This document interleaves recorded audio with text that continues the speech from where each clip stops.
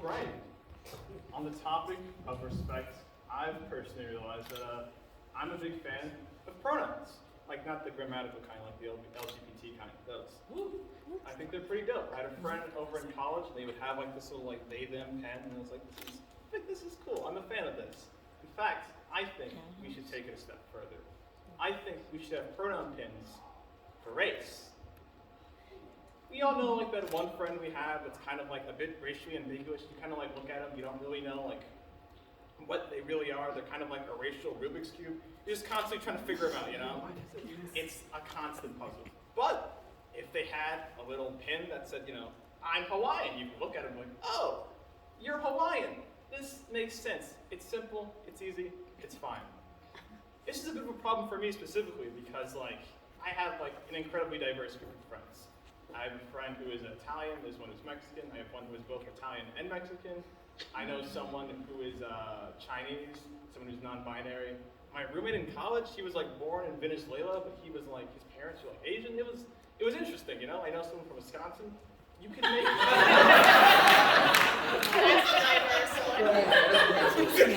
it exists. It's real. It blows my mind. You could make an entire shitty Netflix show based off of how diverse my group of friends are. Executives call me every day. They're like, wow, she's gay, black, and Italian? Let's give you 6 seasons in a movie, my friend. That's a lie, though. That's about my friend 11. She isn't blind. But she is from Pennsylvania, so her pronouns are her, she.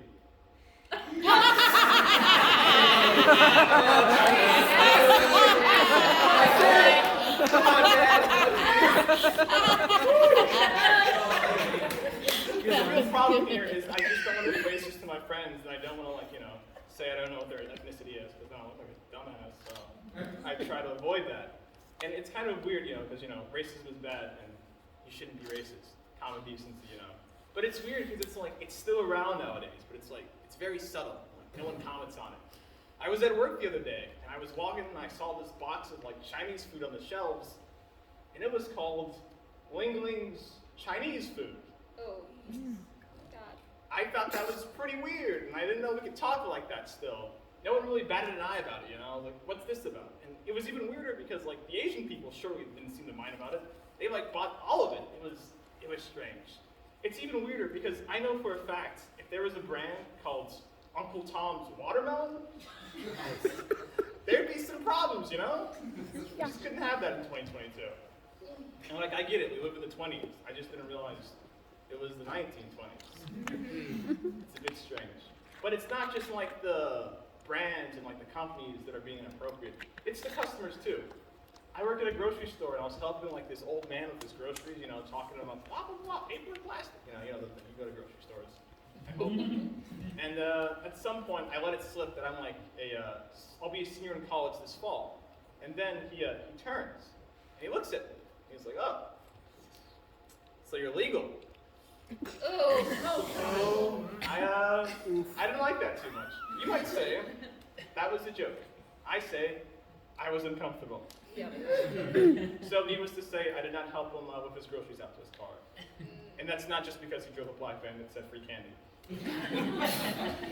It was even crazier because this wasn't even the first time something like this has happened to me.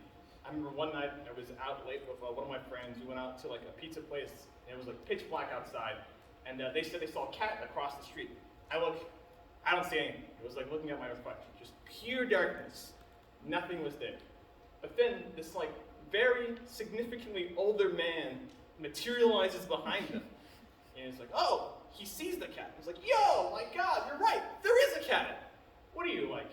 You got good eyes for like a young girl. What are you like, 19, 17? This kind of threw us off. It was a little weird. It was a hard pivot point, you know? We didn't see it coming, and I personally didn't like it.